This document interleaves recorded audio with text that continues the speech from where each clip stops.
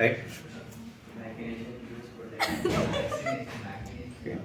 ఇంకా బలిచక్రవర్తి చెప్తున్నాడు, నిరయంబైన నిబంధమైన ధరణి నిర్మూలనంబైన, నిరయంబైన నిబంధమైన ధరణి నిర్మూలనంబైన, దుర్మరణంబైన గులాంతమైన, దుర్మరణంబైన గులాంతమైన, నిజమున్ రానిమ్ము కానిమ్ముకో,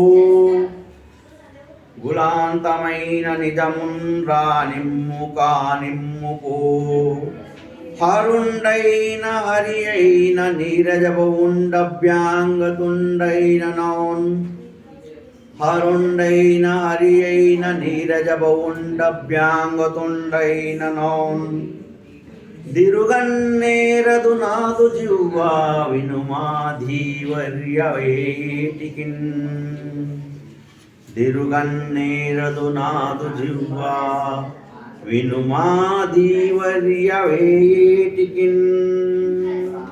ధీవర్య అంటే ఓ గురువర్య, నిరయంబైన అంటే నువ్వేమి చెప్పావు, దానం చేయడం వల్ల నీ రాజ్యాన్ని, నీ కులాన్ని, నీ వంశాన్ని కాపాడుకొని ఇంతకుముందు చెప్పావు కదా.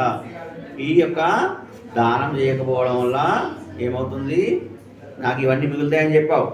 కాబట్టి నువ్వు దానం చేయకని చెప్తున్నావు. ఒకవేళ దానం చేయడం వల్ల ఏమవుతుంది, నిరయంబైన అంటే నరకం వచ్చిన, ఈ దానం చేయడం వల్ల నాకు నరకం వచ్చిన, నిబంధమైన అంటే బంధనాలు ప్రాప్తించిన, బంధనాలు అంటే జైలు తీసుకుపోయి జైలు వేయడం.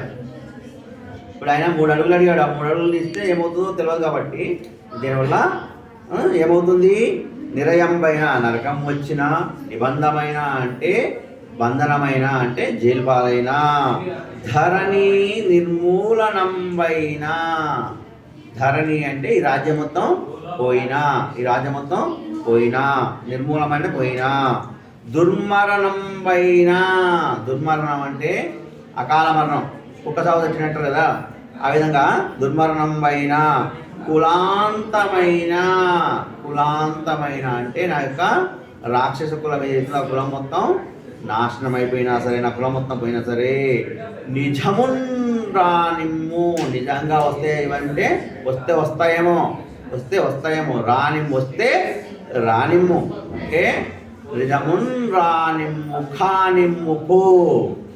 ఏమవుతుంది కానిమ్ము పో అయితే ఏమైంది, మనం అంటాం కదా, ఏదైనా చేసినప్పుడు ఏమైనా చేస్తావు, చంపేస్తావు, అందరికీ చేసేస్తావు అంటాం కదా. ఆ విధంగా కానిమ్ము పో, హరుండైన వచ్చినవాడు శివుడైనా సరే, హరి అయిన విష్ణువు అయినా సరే, నీరజబౌండభ్యాంగతుండైన, నీరజబౌండ అంటే బ్రహ్మ. బ్రహ్మ ఎక్కడి నుంచి పుట్టాడు, తామర పువ్వులోని పుట్టాడు. తామర పువ్వు విష్ణుమూర్తి బొడ్డులోని పుడితే ఆ తామర పువ్వులోని పుట్టినవాడు బ్రహ్మ. అందుకే ఆయన్ని నీరజబౌండ్ అంటారంట. నీరజబౌండ్ అభ్యాంగతుండైన నౌన్, అభ్యాంగతుండు వచ్చినవాడు ఎవరు, అభ్యాగతుడు అంటే పిలవకుండా వచ్చాడు. ఆయన అతిథి అంటే పిలుస్తూ వస్తాడు, అభ్యాగతుడు అంటే పిలవకుండా వస్తాడు. ఆయన పిలవకుండా వచ్చాడు. వచ్చిన అభ్యాగతుడు విష్ణుమూర్తి అయినా, శివుడైనా, లేకుంటే బ్రహ్మ అయినా సరే.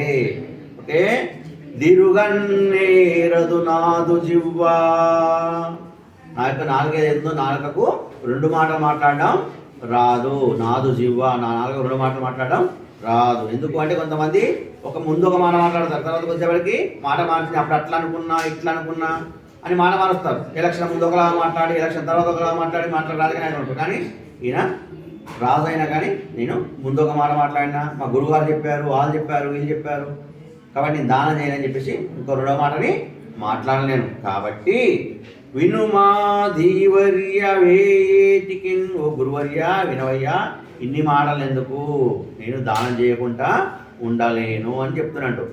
ఓ గురువర్య, మీరు చెప్తున్నాయని కరెక్టే కావచ్చు, కానీ మీరు చెప్పిన వాటి వల్ల నాకు నరకం వచ్చినా, జైలు పాలైనా, లేదా ఈ యొక్క నా రాజ్యం మొత్తం పోయినా, నా కులమంతా పోయినా, లేకుంటే నా యొక్క కీర్తి మొత్తం పోయినా, ఇవన్నీ కూడా నిజంగా వస్తే వస్తాయేమో, వస్తే రానివ్వు.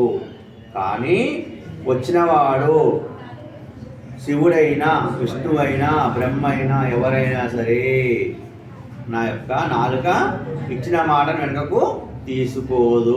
కాబట్టి నన్ను దానం చేయకుండా ఆపవద్దని కోరుతున్నాను అని చెప్పడం జరిగింది.